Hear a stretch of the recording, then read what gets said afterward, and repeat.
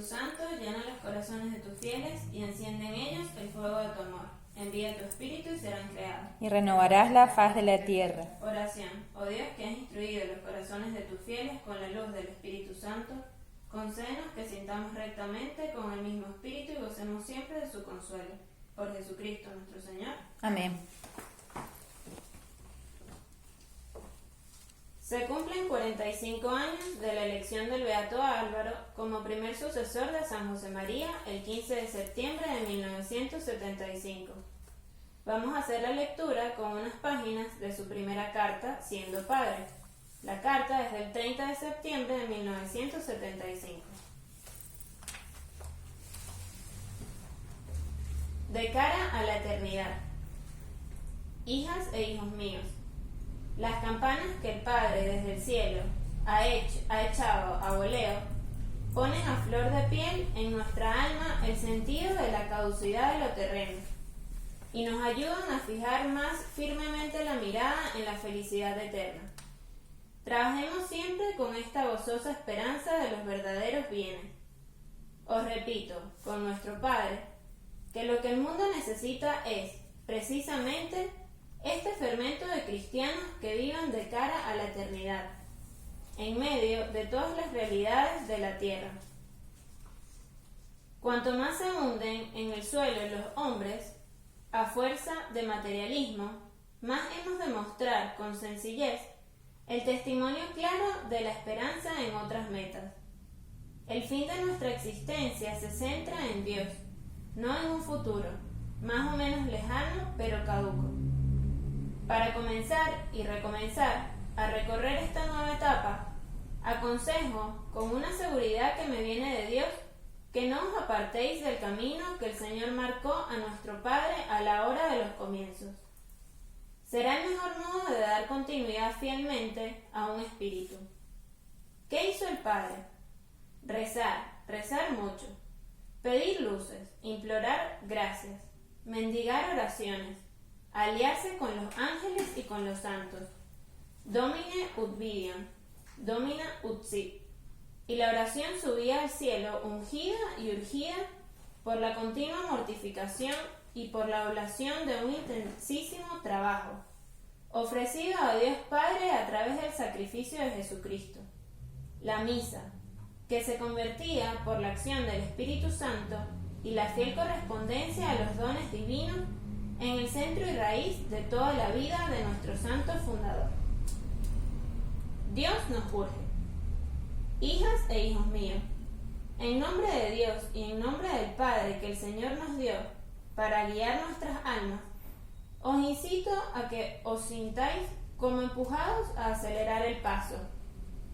Perdonad que os lo repita con tanta insistencia en esta primera carta que os escribo, pero sería tan penoso que alguna o alguno perdiera el compás en esta hora de gracias tan abundantes. Sentid la urgencia de Dios. El tiempo es corto. No podemos consumirlo para nosotros mismos. No podemos malgastar ni esconder el tesoro que el Señor nos ha confiado. Vamos a hacerlo fructificar. En estos momentos, cada uno debe comprender que ha contraído una nueva deuda con la misericordia de Dios. Cada uno ha de poner en juego lo suyo, sin reservarse nada, ni poner condiciones. Todo, en servicio de lo que el Señor nos reclama. Si tú notaras, hija o hijo mío que me escuchas, que todavía tu corazón se quiere quedar con algo que sea ajeno a nuestro camino, acércate a Dios con humildad. Abre tu alma a quien en la obra está para ayudarte y aprovéchate de este chaparrón de beneficios que nuestro Padre nos ha conseguido y nos consigue del cielo. Limpia en tan claras aguas tu alma y deja inundar tu pobre corazón de barro, que a veces se llena de tinieblas, por este riego divino de luces. ¿Te das cuenta de todo el bien que depende de tu fidelidad? Di en la presencia de Dios y sabiendo que nuestro Padre te oye y te atiende, quiero ser el Opus Dei, siendo yo mismo Opus Dei. A mis hijos mayores, Me dirijo ahora particularmente a esas hijas e hijos míos que cuentan ya con muchos años de fidelidad y tienen, por tanto, abundante experiencia del derroche de misericordias que Dios ha hecho en sus vidas. Os deseo, hijas e hijos queridísimos, que las cicatrices de vuestras heridas, en toda batalla pueden recibir heridas los que no se esconden, los que luchan con valentía, con denuedo. Las presentéis al Señor con renovado amor, implorando gracias para todo. Los años en casa implican una responsabilidad decididamente mayor, más grave, de corresponder más generosamente. Acompañadme vosotros de modo muy especial con vuestro esfuerzo por ser más santos y por propagar el fuego divino que lleváis en el corazón. Solo esto nos interesa, y debéis marchar vosotros gozosamente a la cabeza, con una lucha por mejorar cada jornada un poco, con ansias de ganar más almas para el Señor, sin que el transcurso de los años disminuya vuestro celo apostólico y proselitista, sino que, al revés, lo aumente. A luchar, hijos, a volver a las fuentes, que nuestra vida, como nos insistía nuestro Padre, es una repetición constante de la parábola del Hijo Pródigo. Es un continuo volver y volver a Dios, que es siempre Padre. Buscad siempre en lo nuestro la perenne novedad que os enamora y capta totalmente vuestros anhelos. Hijas e hijos míos, que se os note por dentro esta mayor exigencia de todo que todos sentimos, en una unión más íntima con Dios, y por fuera que se note una madurez mayor de día en día, en la alegría con que os adelantáis a servir a los demás, que adviertan en esto vuestros hermanos que sois mayores. Junto a la madurez encontrarán una permanente juventud interior, que arrastra a ser más fieles. Tienen que ver, pues, que no vivís para vosotros mismos, que os preocupáis en ser buenos conductores del Espíritu del Padre, instrumentos de unidad y ejemplares en la docilidad. No me olvidéis, por tanto, el secreto divino para conservar y transmitir ese buen espíritu, de modo que mejore con el pasar de los años. Amad siempre mucho lo poco. Recordad, a algunos hijos míos de la primera hora les vendrá a la memoria como si oyeran la voz de nuestro Padre, la insistencia con que nuestro fundador, desde los inicios, hacía meditar aquellas palabras del eclesiástico, qui spernit modica paulatin decidet. El que abandona las cosas pequeñas se sale del camino, casi sin darse cuenta. Meditad esa enseñanza de nuevo, porque quizás descubriréis ahí la raíz de alguno de los tropiezos que pueda haber en vuestra entrega. Yo no dejo de aplicar a mí mismo cuanto os digo, porque esta carta no es sino una oración personal mía, que os confío en paternal apertura del alma, en cariñosa confidencia que pongo, ante todo, en las manos de Dios, en las de nuestra Santísima Madre, y en las de San José, nuestro Padre y Señor, a quien tanto veneraba y quería, y venera y quiere nuestro Padre. No hay cosas de poca importancia. Considerad que uno de los rasgos capitales del espíritu de nuestro Padre era precisamente ese maravilloso engarce en un corazón tan grande, en un alma que voló tan alto, con el amor a lo pequeño, a lo que se advierte solamente por las pupilas que ha dilatado el amor. Hijas mías, hijos míos, decid, Domine, ut aperiantur oculi nostri, que se abran nuestros ojos, Señor.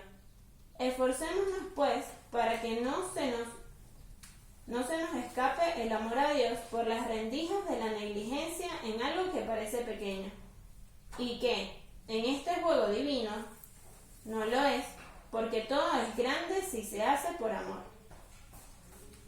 Han sido siempre las palabras que os acabo de recordar, y que tantas veces habéis oído de sus labios o leído en sus escritos, como un estribillo del Padre. y muy especialmente en estos últimos tiempos, cuando contemplaba, por ejemplo, el desmantelamiento del amor en los actos litúrgicos a base de abandonar los detalles, o cuando comprobaba con tristeza como algunos vacilaban en la fe, porque no concedieron importancia a pequeños pormenores de prudencia. Nos insistía con perseverante y sobrenatural tosudez. No hay falta de respeto en estas palabras, sino filial agradecimiento. Hijos míos, no hay cosa de poca importancia, o bien, no cedáis ni esto. Y lo repetía mientras, juntando 2 dedos, señalaba apenas la punta del índice, adelantando y alzando un poco la mano.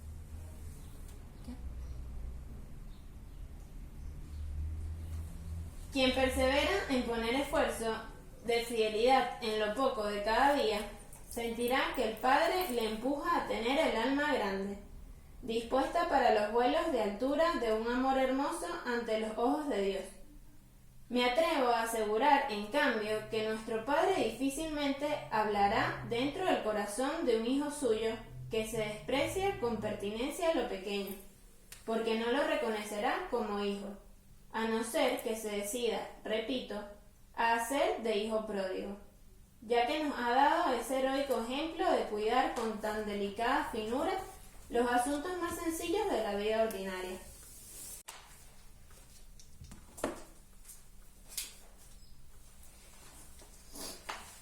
Conversión de Zaqueo.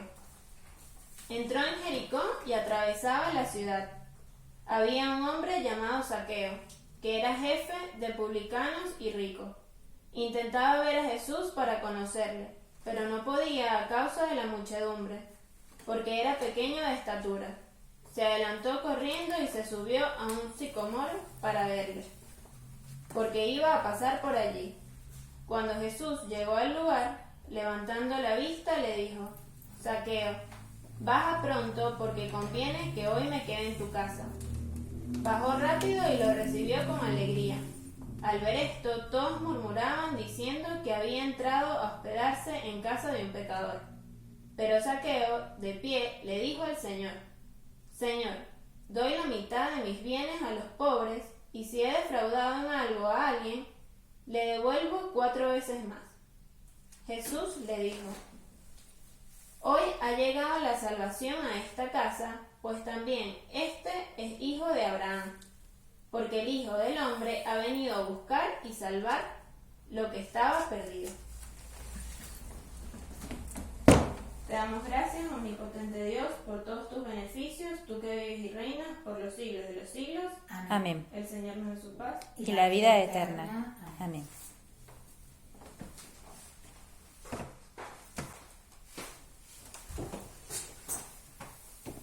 Per Signor Crucis, vieni vicino nostri, gioverno Deus noster, in nomine Patris et Filii et Spiritus Sancti. Amén. Señor mío, Dios mío, creo firmemente que estás aquí, que me ves, que me oyes. Te adoro con profunda reverencia. Te pido perdón de mis pecados y gracias para hacer con fruto este rato de oración. Madre mía Inmaculada, San José, mi Padre y Señor, Ángel de mi guarda, intercedan por mí.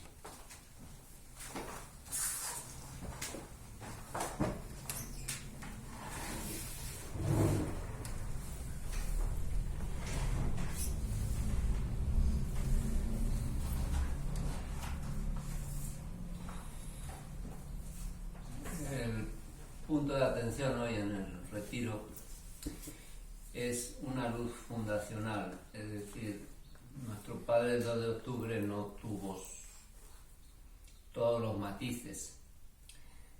Decía que el 2 de octubre vio la obra y esa mirada luego fue tomando como matices, relieves. Por ejemplo, en el mes de octubre del año 31 visualiza de una manera singular aquello que es el fundamento espiritual de nuestra vocación, que es la filiación divina. Pero unos meses antes en concreto el 7 de agosto del año 1931, él tiene otra luz fundacional, es decir, la considera de las claridades que el Señor le dio en orden a darle toda la dimensión espiritual que tiene nuestra vocación. Y anota en sus apuntes, hoy se celebra en esta diócesis la fiesta de la transfiguración de nuestro Señor Jesucristo. Bueno, entonces cuenta un poco cómo al acercarse a la misa él va rememorando lo que han sido los cambios que han tenido lugar en los 4 años que lleva ahí en Madrid. Y dice: creo que renové el propósito de dirigir mi vida entera al cumplimiento de la voluntad divina, la obra de Dios. Llegó la hora de la consagración. En el momento de alzar la sagrada hostia, sin perder el debido recogimiento, sin distraerme, acababa de hacer la ofrenda del amor misericordioso. Vino a mi pensamiento con fuerza y claridad extraordinaria aquello de la Escritura. Y aquí cita las palabras del Evangelio de San Juan, capítulo 12. Las pone en latín: et si exaltatus fuera terra, omnia traganat meis. Cuando yo sea alzado, subido en alto sobre la tierra, atraeré todo hacia mí. Ordinariamente, ante lo sobrenatural tengo miedo.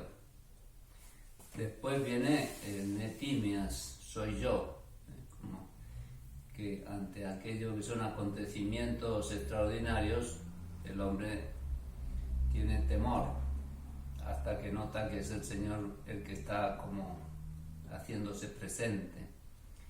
Y entonces aquí viene lo que se puede decir que alrededor de este hecho fue la luz que el Señor le dio. Comprendí que serán los hombres y mujeres de Dios quienes levantarán la cruz con las doctrinas de Cristo sobre el pináculo de toda actividad humana. Y vi triunfar al Señor, atrayendo así todas las cosas. Bueno, ¿en qué consiste esta luz?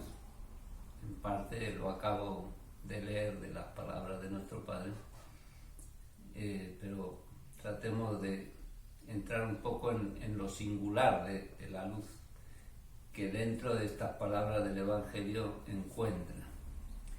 Para ello nos puede servir poner el contexto. Estamos en 1931 y en el ámbito de la Iglesia Católica se está hablando mucho de algo que se conocía como el reinado social de Cristo, el reinado social de Cristo. Todo esto iba también un poco ligado a la devoción al Sagrado Corazón, pero, por ejemplo, ustedes recordarán la Revolución Cristera, o sea, había toda la mirada esta de que los países, los gobiernos tenían que llegar a ser cristianos y en esa medida poner a Cristo en alto, ¿no? Como no solo ya poner un Cristo Redentor o el Corcovado o una imagen así como, sino la idea era que en la sociedad Cristo estuviese reinando, porque realmente todos los gobiernos reconociesen la ley natural como la Iglesia Católica la enseña, la vive.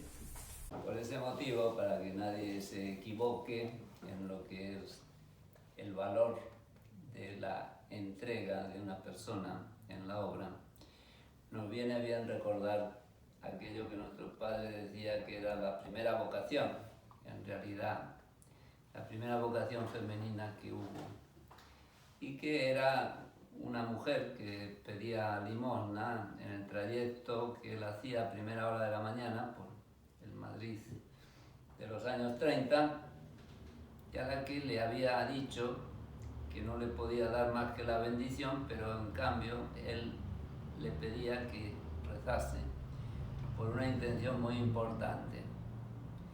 Dejó de ver a la mujer en el camino y se encontró un día con ella en el hospital, en uno de los hospitales. Y entonces la pregunta, el motivo de que se encuentre ahí, se da cuenta o se entera de que está gravemente enferma y le dice nuestro padre: mañana celebraré la misa pidiéndole al Señor que te ponga buena. La mendiga me contestó: padre, ¿cómo se entiende? Usted me dijo que encomendase una cosa que era para mucha gloria de Dios y que le diera todo lo que pudiera al Señor.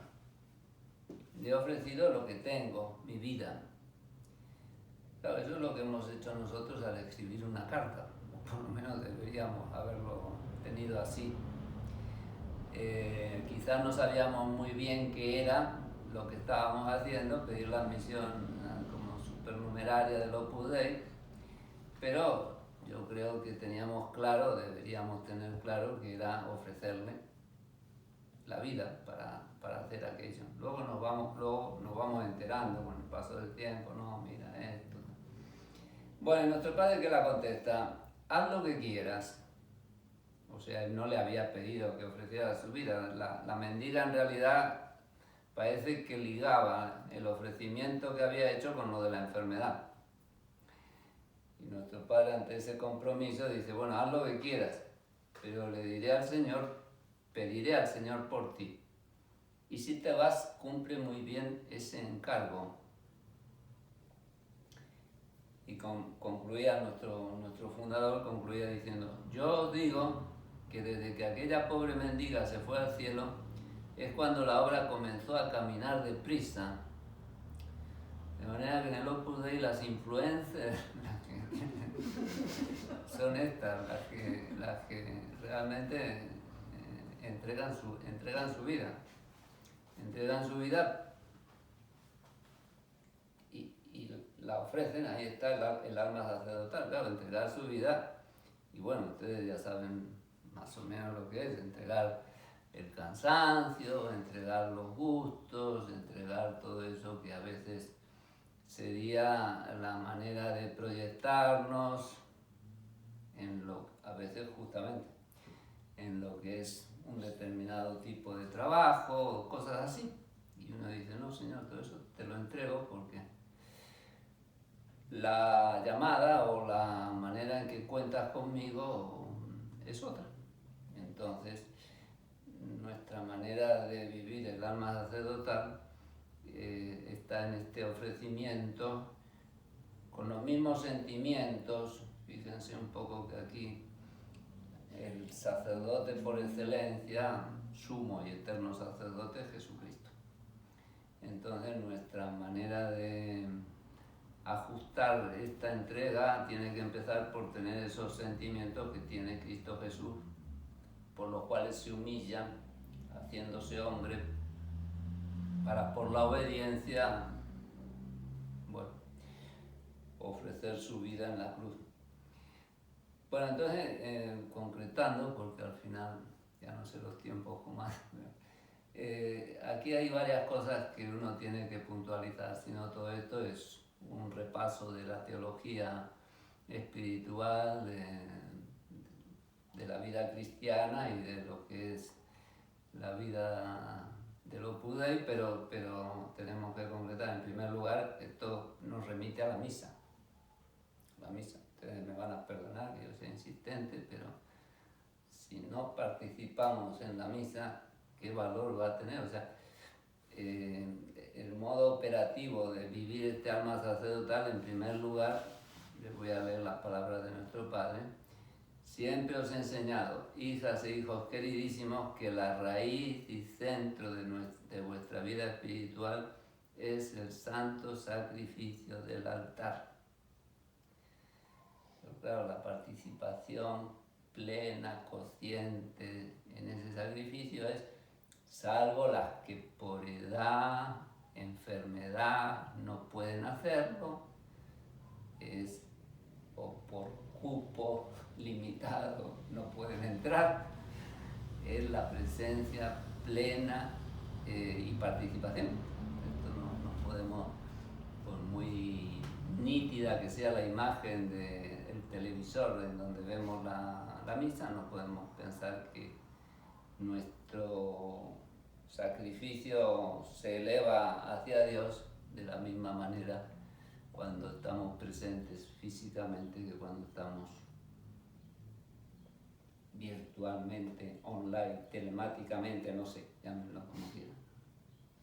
Bueno, por lo tanto, primero unirse a Jesús en la Eucaristía, con esos mismos sentimientos que en el fondo son los cuatro fines de la misa. O sea, nuestra misa de cada día será a lo largo de la jornada alabar, dar gracias, reparar, pedir por uno u otro, ¿verdad? A veces la preponderancia irá para uno o para otro, pero nuestra vida diaria, corriente, está marcada por estos cuatro fines que marcan lo que es el espíritu sacerdotal que Cristo nos transmite con su sacrificio. Alguna característica también de esta realidad sacerdotal nos la ponía nuestro Padre cuando, hablando de esto, decía, bueno, una de las cosas que se tiene que notar es que, como Jesucristo en la cruz, no decir basta. Porque, claro, morir exprimido como un limón, pero cuando aprietan el limón, si el limón tiene voz, dice, no aprietes tanto. No aprietes tanto. Claro, además, hay limones que se estrujan rápido, y limones que se estrujan, que tienen más jugo, tardan más. Entonces, pero bueno, en definitiva, Cristo en la cruz no se queja, no se revela.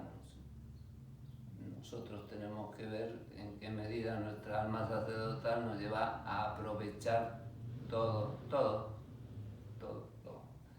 lo esperado, lo inesperado. Y después, claro, otro aspecto que dice nuestro Padre es toda esa dimensión apostólica. O sea, nosotros, hasta la última gota de sangre del Señor tiene un valor redentor. Nuestra unión con Él en la cruz tiene que tener siempre un sentido apostólico. No hay nada que no tenga sentido.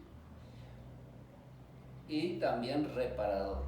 O sea, muchas veces uno oye queja porque si la comunión en la mano, queja porque en tal lugar, ¿no? ¿Y cuánto reparamos por eso? Porque está bien, puedes tener tus razones y dolerte porque al Señor le tratan así, de esta manera, pero para que sea realmente un dolor coherente, me tendrías que decir, bueno, yo he ofrecido esto en reparación no sé, por el sacerdote que lo hizo, por el hecho que ocurrió, porque al final parece que nos dedicamos más a ser jueces inquisitorios que no realmente hijos de Dios que reparan por todo lo que es el agravio que se le hace al Señor. Bueno, todo esto tiene una contracara, ¿verdad?, de la moneda, que es el modo de vivirlo, porque como ya hemos quedado, todos los cristianos tienen esta dimensión sacerdotal y por tanto aquí entra todo, religiosos, laicos, sacerdotes, que tenemos el añadido de eso. Pero en la obra tenemos una modalidad propia de vivir esto que nuestro Padre llamaba la mentalidad laical. Pero esto va para la segunda parte.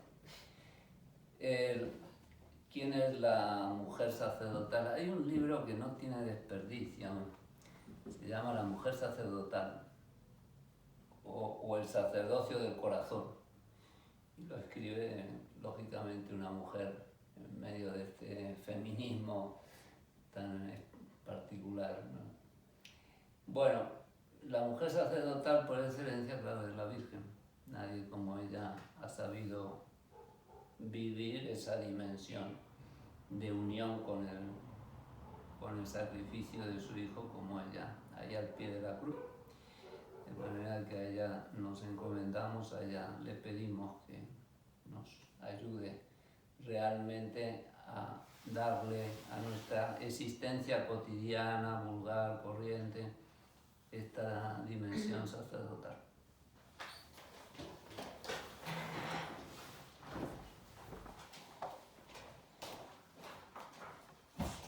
Te doy gracias, Dios mío, por los buenos propósitos, afectos e inspiraciones que me has comunicado en esta meditación.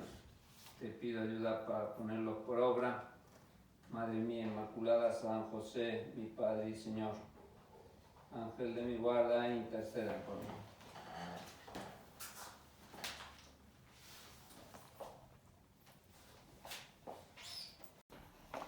Examen. Busco en la meditación de la pasión, muerte y resurrección de nuestro Señor Jesucristo, Salvador del mundo, las respuestas a mis interrogantes más profundos. Medito el Evangelio diariamente como un personaje más para identificarme con la humanidad santísima del Señor. El Hijo del Hombre no ha venido a ser servido, sino a servir y dar su vida en redención de muchos. Pido ayuda a Jesús para aprender a servir con alegría y desinteresadamente a quienes tengo a mi lado. Estoy dispuesta a cambiar mis planes cuando las necesidades de mi familia lo requieran. Al mismo tiempo, me doy cuenta que el ejercicio de la autoridad es también un modo de servir. Junto a mi marido, cuido que todos colaboren en casa, cada uno según sus posibilidades. Esto es mi cuerpo. ¿Es la Santa Misa el centro y la raíz de mi vida interior y del apostolado? La preparo con atención y recogimiento, dedicando antes un rato a la oración. ¿Cómo sigo las oraciones y los gestos del sacerdote? ¿Uso un misal de fieles? ¿Cuido la acción de gracias después de la misa y la continúo durante toda la jornada?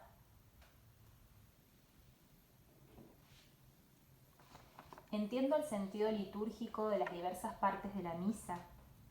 He leído libros espirituales sobre la Santa Misa para profundizar en su riqueza.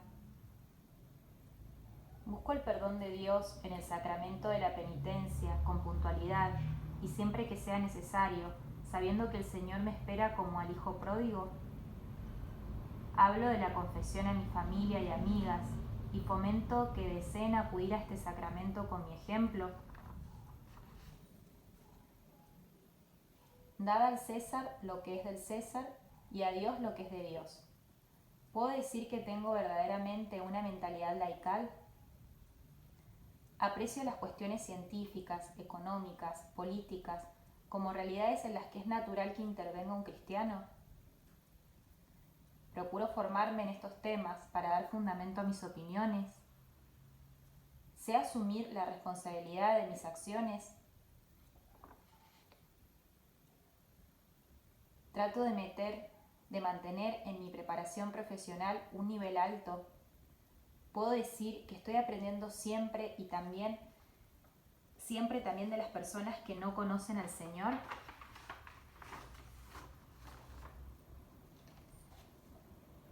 Las multitudes quedaron admiradas de su enseñanza, porque les enseñaba como quien tiene potestad.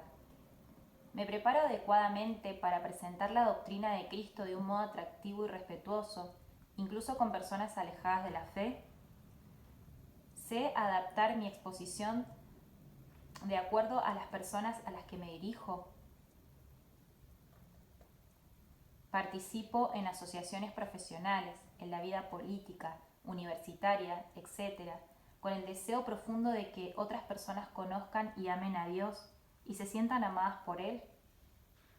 Vivo con naturalidad mi entrega a Dios, de modo que quienes me rodean vean que lucho por ser una buena cristiana.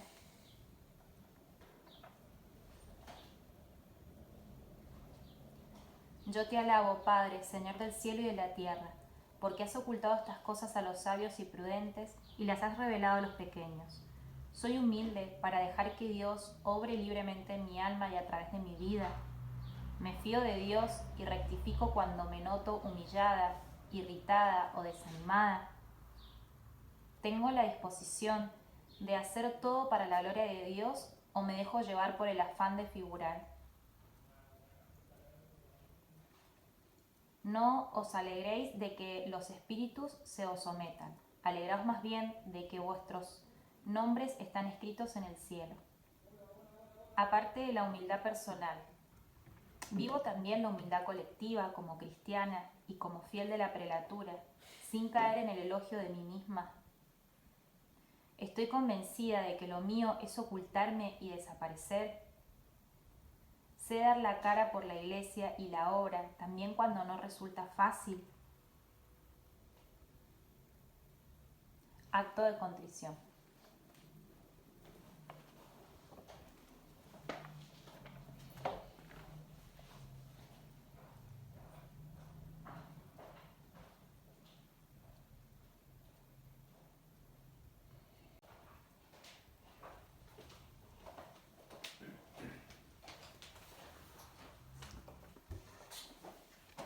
Per Signor Crucis, Remicin nostris, libernos de noster, nomine Patris et Filii et Spiritus Sancti. Señor mío y Dios mío, creo firmemente que estás aquí, que me ves, que me oyes. Te adoro con profunda reverencia. Te pido perdón de mis pecados y gracia para hacer con fruto este rato oración. Madre mía Inmaculada, San José, mi Padre y Señor, Ángel de mi guarda, interceda.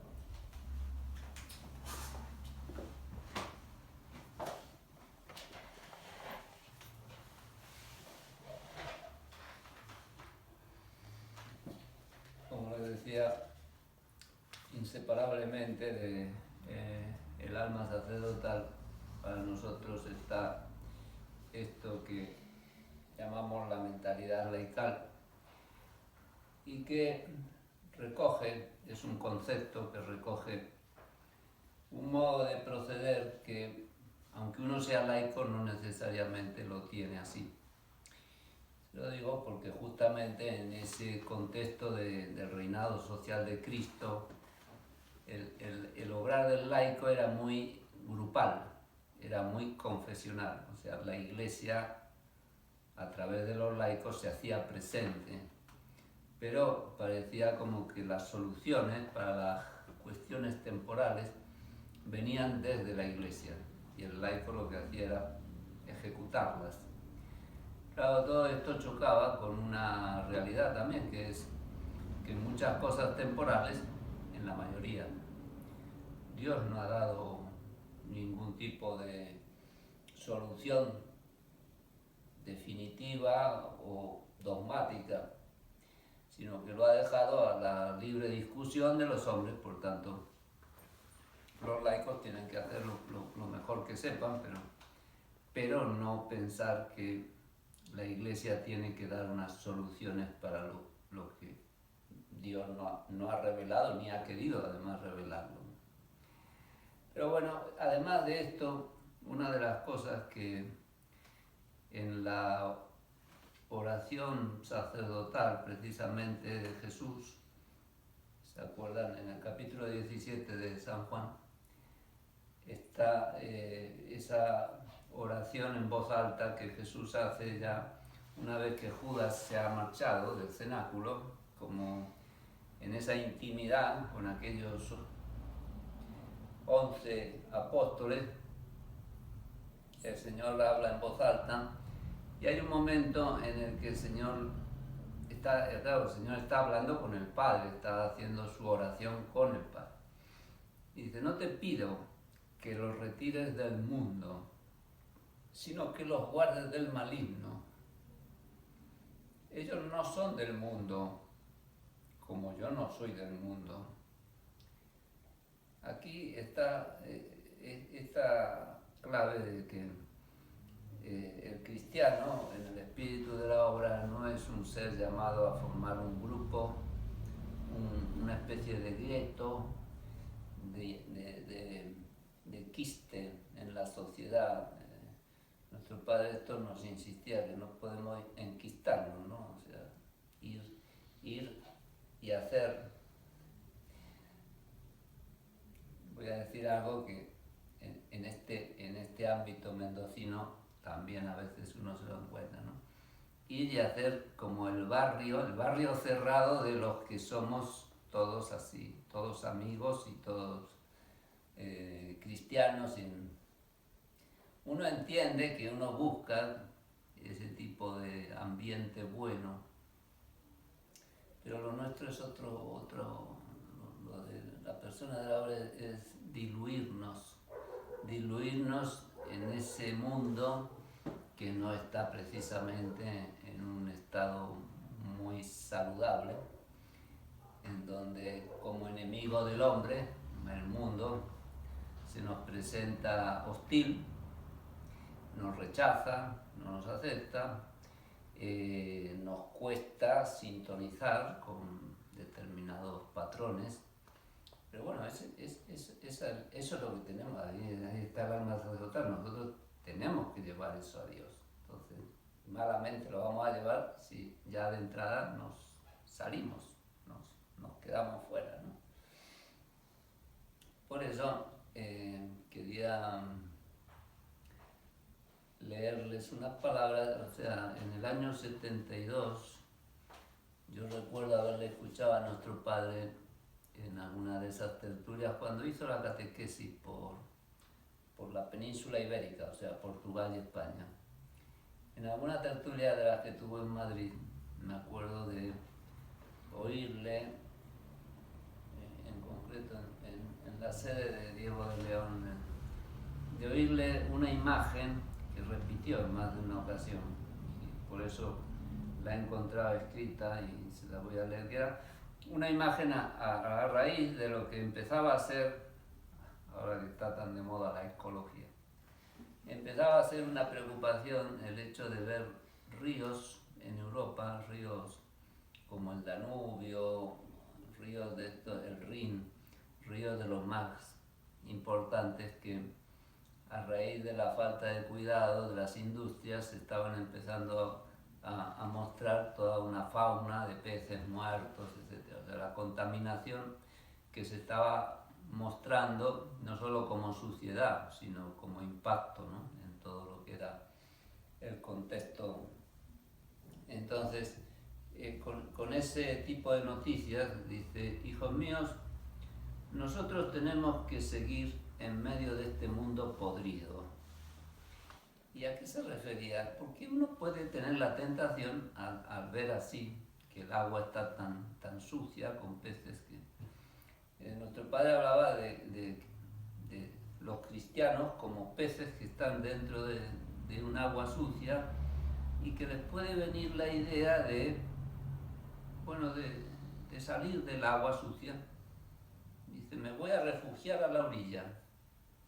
¿Y qué va a pasar?, decía nuestro padre. Allí daré unas boqueadas, respiraré un poquito de oxígeno, pero me moriré, basta, diríamos. Ahí se terminaba nuestra vida. Dice: no, hijo, nosotros tenemos que seguir ahí, en medio de este mar de aguas turbias, en medio de esos ríos que pasan por las grandes ciudades y por los pueblecitos, y que no tienen en sus aguas la virtud de fortalecer el cuerpo, de apagar la sed, porque envenenan. O sea, ser del mundo no quiere decir caer en esa tontería de decir: no, yo soy del mundo, todo me parece bárbaro. No, el mundo está necesitando un arreglo muy profundo, ¿no? No sé si a base de virus o de otras cosas, pero no. Hijos míos, en medio de la calle, en medio del mundo, hemos de estar siempre tratando de crear a nuestro alrededor un remanso de aguas limpias, para que vengan otros peces y entre todos vayamos ampliando el remanso. purificando el río, devolviendo su calidad a las aguas del mar. De forma que lo primero también para un laico del Opus Dei es no estarse lamentando de cómo está el mundo. Había un antiguo chotis que empezaba así: ¿cómo está el mundo, señor Macario? ¿Cómo está el mundo? ¡Qué atrocidad! Con tanto cine, con tanta radio, vamos para adelante, vamos para atrás. Bueno, no, me vino a la memoria. Podemos estar lamentándonos: oh, cómo están las cosas, oh, mira estas noticias. Sí, no digo que uno se invente las cosas. Pero bueno, lo nuestro no es estar repasando todo el prontuario de malas noticias sobre la situación, sino de ver quizá lo primordial, como dice aquí nuestro padre, esto que viene a ser como la familia de uno, ¿no? O sea, crear a nuestro alrededor un remanso de aguas limpias.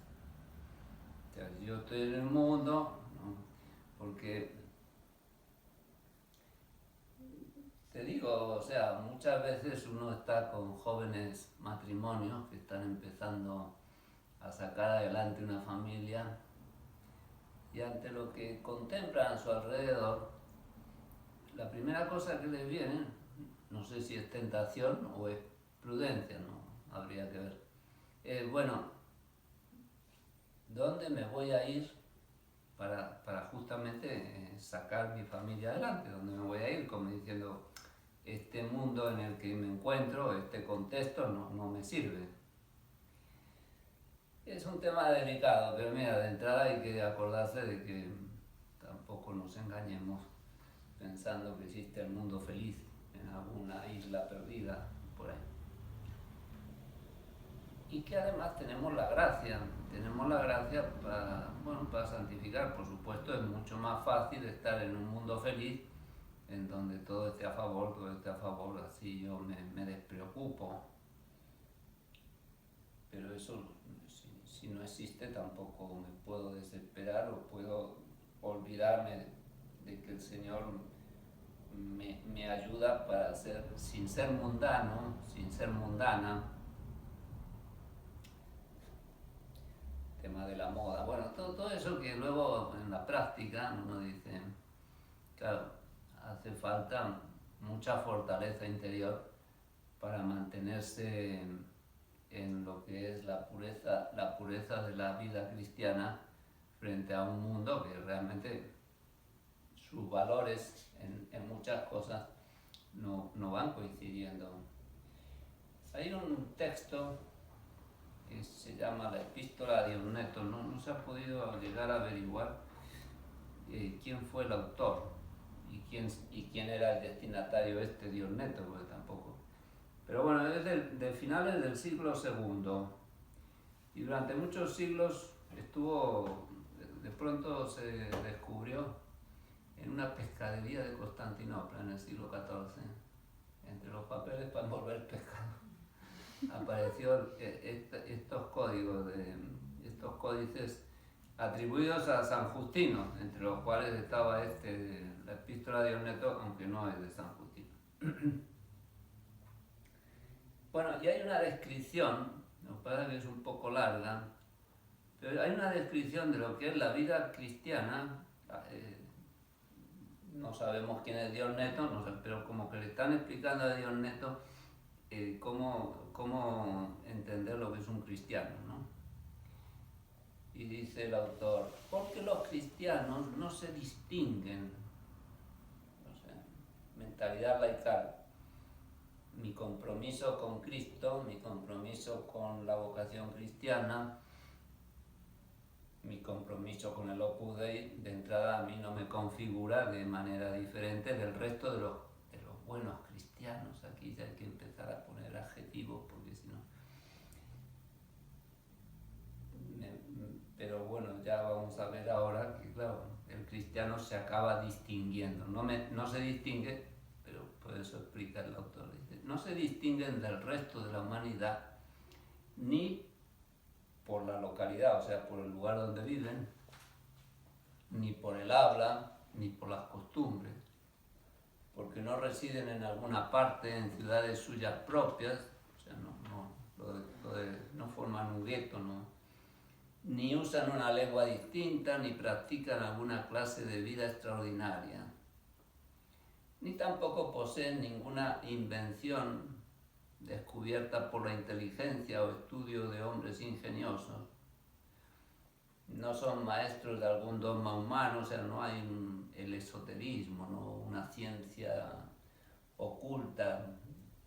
Los cristianos tenemos una fe, pero los demás conocemos y sabemos lo que todo el mundo.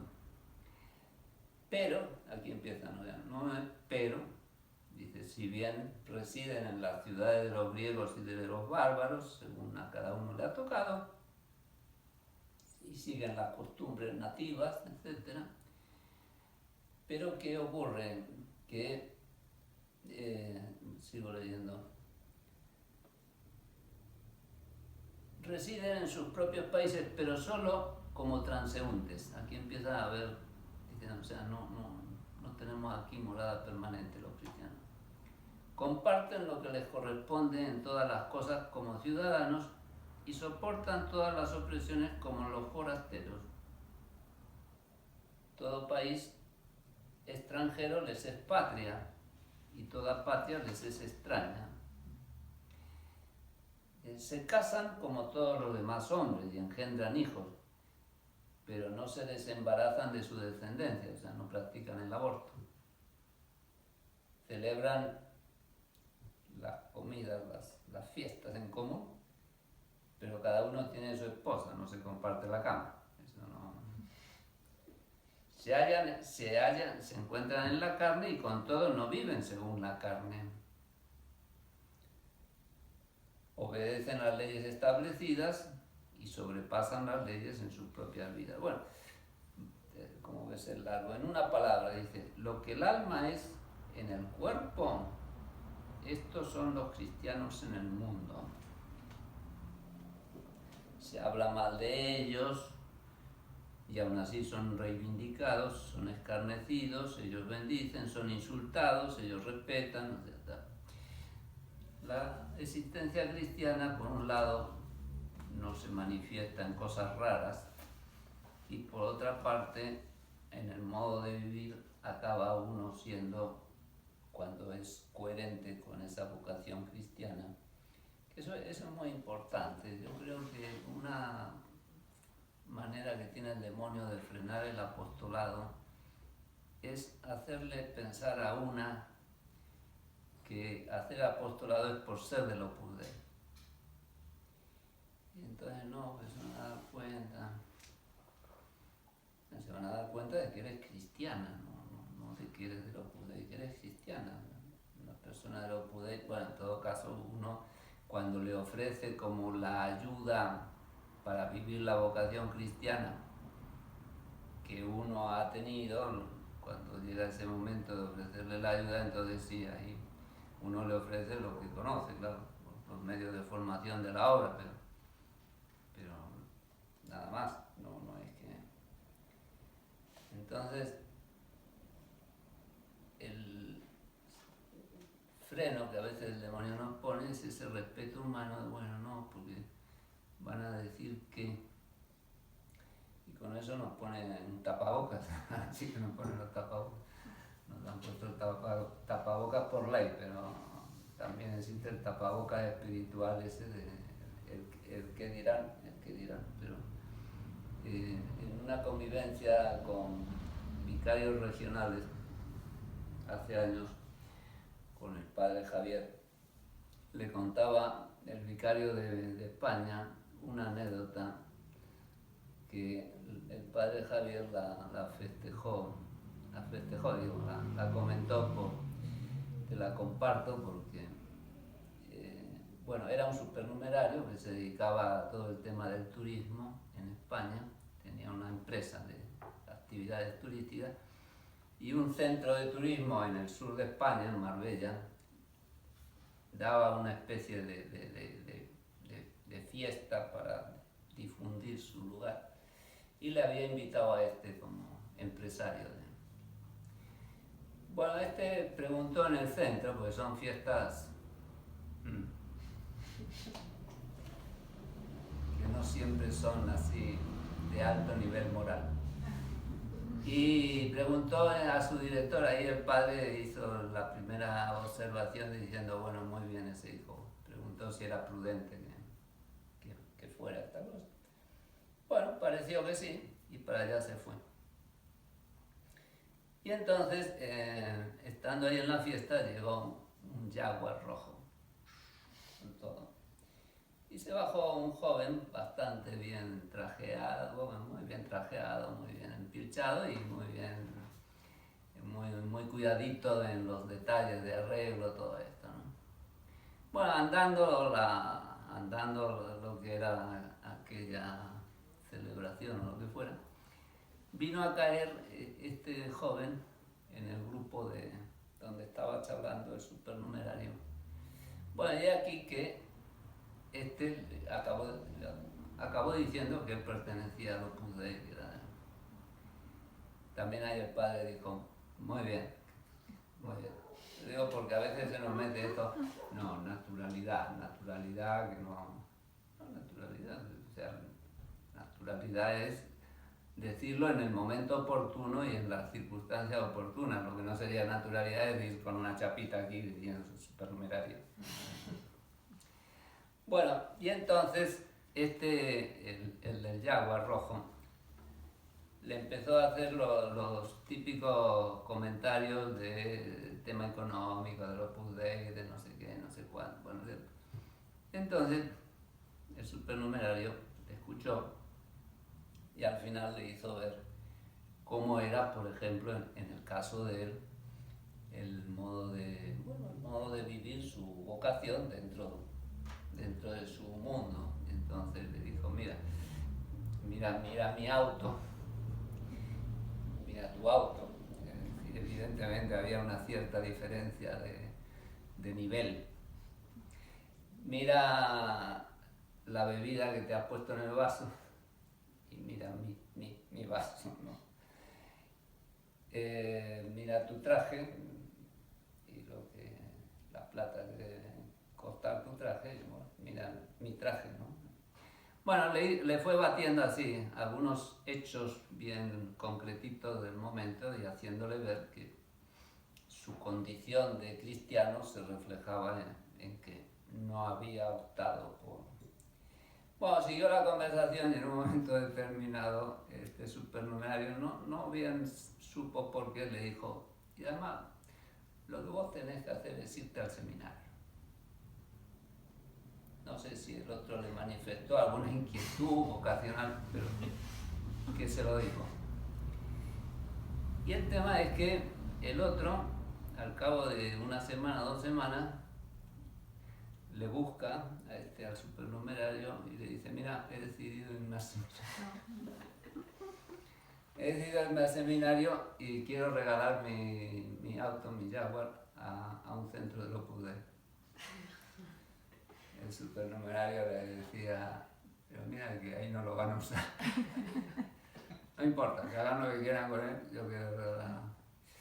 Bueno, y cuando contaba la anécdota el vicario, ya el del Jaguar ya era sacerdote agregado, era de la Sociedad Sacerdotal de la Santa Cruz, ya habían pasado sus años, ¿no?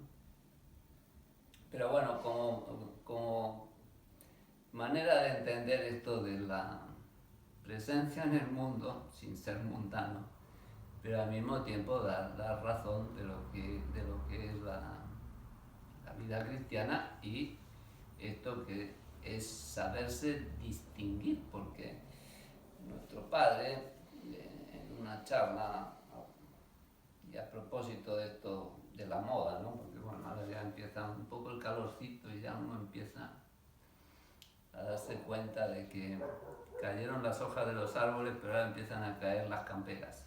Empiezan a caer las camperas y caerán otras cosas. Y entonces, claro, a una le puede venir como el complejo de no ir a la moda, o el complejo de, no sé si decir mal vestida, pero mal vestida desvestidas van algunas. El tema, decía nuestro padre un día, en realidad se lo decía a un grupo de varones, pero esto va para modalidades distintas, pero varones y mujeres. No os empeñéis tanto en no parecer que sois frailes, porque acabaréis por no parecer cristianos. Claro, hay cosas en donde uno no puede ser tan del mundo, no yo que soy tan del mundo, lo mío. Sí, pero hay cosas en que uno dice, como decía el autor de la carta a Diogneto, hay cosas del mundo griego y romano que por mucho que los cristianos no se distingan del resto en un montón de cosas, no puede uno menos. Y de hecho, las persecuciones contra los primeros cristianos arrancan de dos motivos. Una, de que eran acusados de subvertir el orden civil, porque decían que el emperador no era Dios. Pero la otra es que eran una especie de seres raros, porque hablaban de la castidad. Eso era algo tan insólito que se les veía como una secta peligrosa, porque subvertía todo lo que era el orden más o menos de vida de aquella corrompida sociedad grecorromana. Bueno, estamos en medio del mundo, tenemos que purificar todo eso, pero sin perder la sencillez y la naturalidad, saber que nuestra vocación va a chocar, y que no podemos ante esta realidad caer en lo que don Álvaro decía, el camuflaje. Dice, un camuflaje con el fin de lograr una determinada eficacia, o sea, dar la impresión de que una es igual que... Y no, hay cosas que de pronto alguien coloca en un grupo de WhatsApp que yo no puedo, digamos, dejar como que está bien, porque las otras amigas saben que una no piensa de esa manera, ¿no?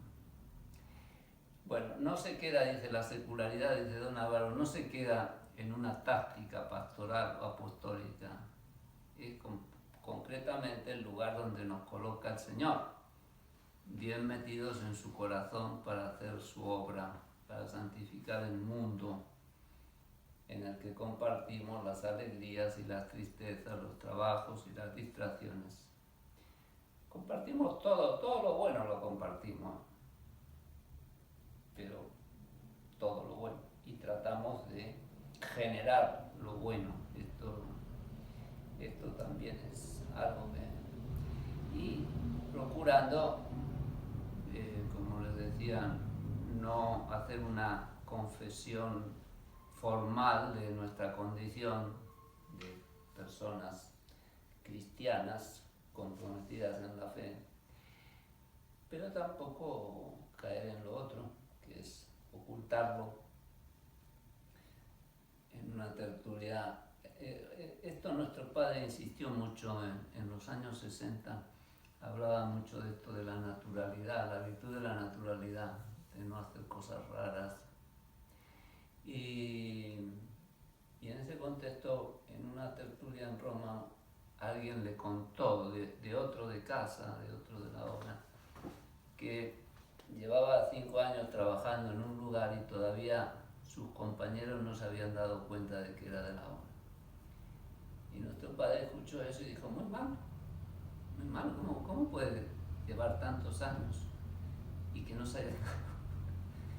Claro, porque ciertamente en la medida en que uno vive la vocación, vive la dimensión apostólica de la vocación, y enseguida empiezan a entender que ahí hay alguien que tiene una mirada de la vida, desde la fe, se va dando esa forma de amistad en la que... Y luego lo que uno ha hablado con alguna amiga, ella se encarga de transmitírselo al resto. Porque No, sí, me contó, me dijo, no, parece que es del Opus esta, sí, no, ya las demás, esto se, como el coronavirus se transmite rápido, no. Bueno, todo esto entonces es la forma de vivir esta alma sacerdotal, la de sabernos llamados por Dios no a salir del mundo. En esta etapa en la que hemos vivido las pandemias de encerramiento total, uno se ha dado cuenta de que efectivamente ser carmelita no es lo nuestro. Porque después de 15 días de no salir de la casa, uno dice, por favor.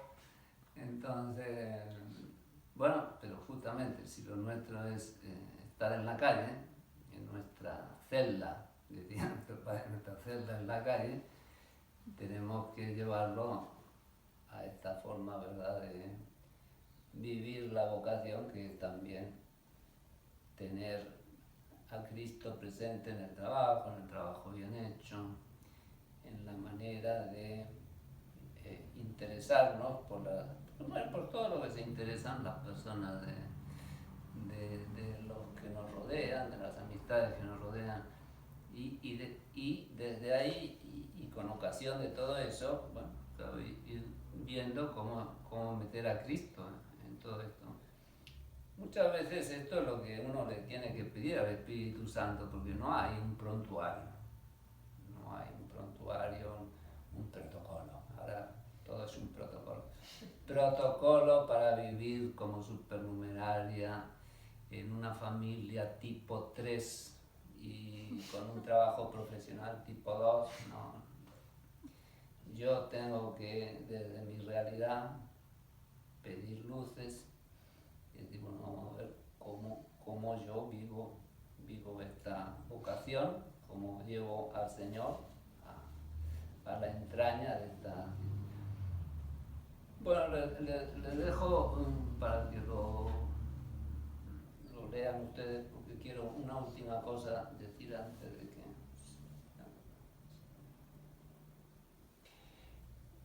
Las conversaciones, el libro Conversaciones, en el número 117, nuestros padres se extienden en hablar de esto, de la mentalidad laical.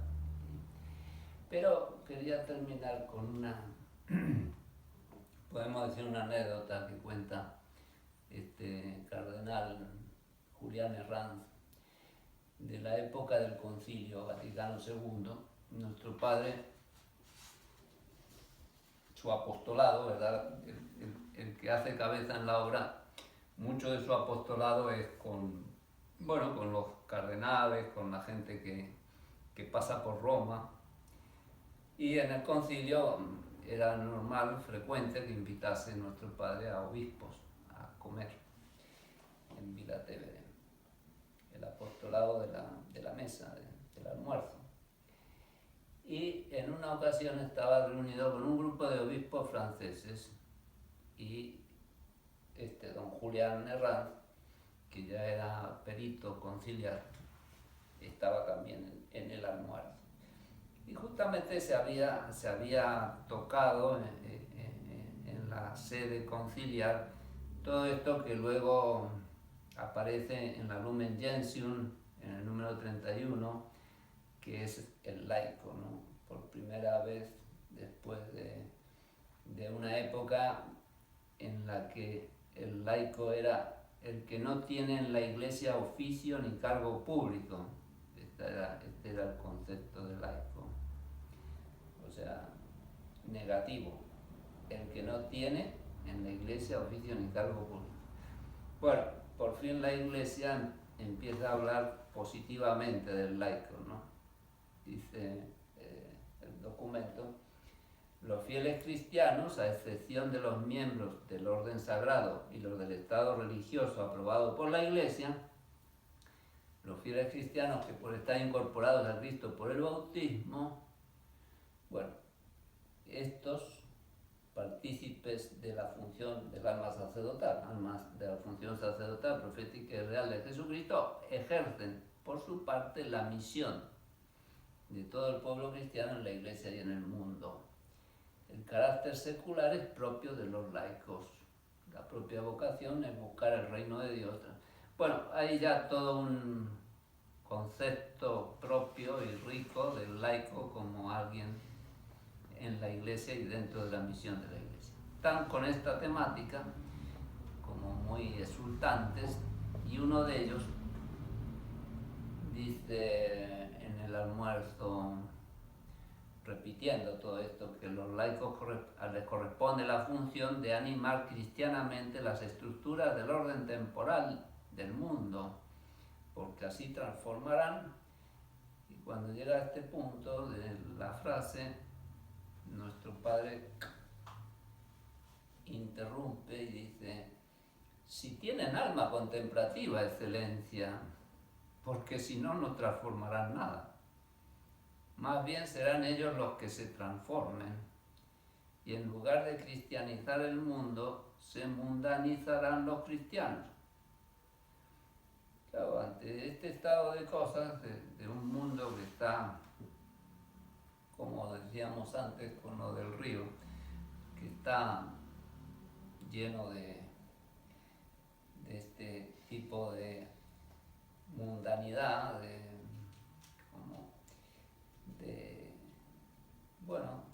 ambiente negativo. Si yo no tengo mucha vida interior, porque a veces parece que eso de rezar es para las carmelitas que están ahí encerradas.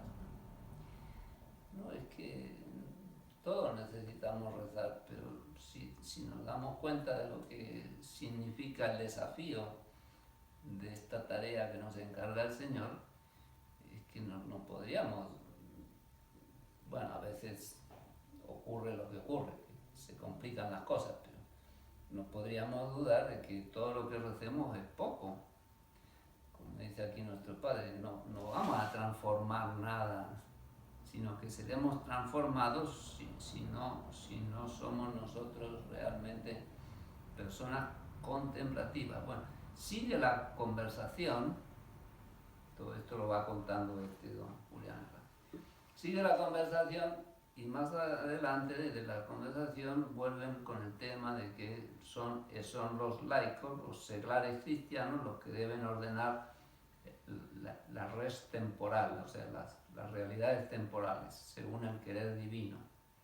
Y de nuevo nuestro Padre vuelve a insistir: sí, pero primero han de estar ellos bien ordenados por dentro. Pero no es el orden del horario, el orden de las prioridades, o sea, que la gloria de Dios, o sea, bien claros en lo que es lo prioritario. Bien ordenados por dentro, siendo hombres y mujeres de profunda vida interior, alma de oración y de sacrificio.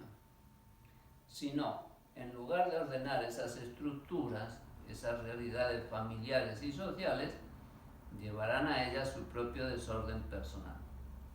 Bueno, y de hecho nos damos cuenta, hay gente, vamos a decir, muy buena, pero con buenas ideas y con buena doctrina, no basta. Hace falta que uno realmente tenga una unión con Dios que le convierta en instrumento. Entonces sí, Dios hace su obra, claro, hace su obra. Por tanto, la tarea esta de llevar hacia Dios, reconstituir hacia Dios toda la creación, todo el mundo creado, termina exigiendo por sí misma una gran vida espiritual. Cuanto más metidos en el mundo, más vida espiritual. De manera que nada de pensar que es un lujo, por el hecho de que, claro, mucha gente no es que nos rece una hora, es que no rezan ni las 3 Ave María de la noche. Entonces uno puede sentirse como sobre alimentada espiritualmente, pero claro, es que la misión nuestra, que no es la que la gente tiene normalmente en la cabeza, requiere tener cuanto más está el ambiente difícil, más fortaleza interior tenemos que tener. Bueno, pidámosle a la Virgen que nos ayude a compaginar esto, ¿no? la naturalidad con la que vivió, porque el mismo Jesús, como sabemos, nadie lo tenía como el Hijo de Dios, hasta que empiezan los milagros, todo esto, ¿no?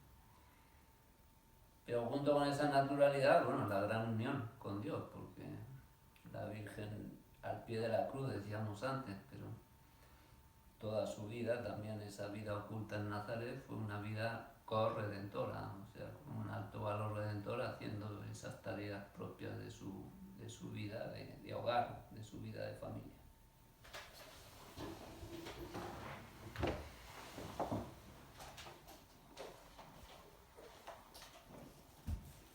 Te doy gracias, mío, por los buenos propósitos, afectos e inspiraciones que me has comunicado en esta meditación. Te pido ayuda para ponerlos por obra.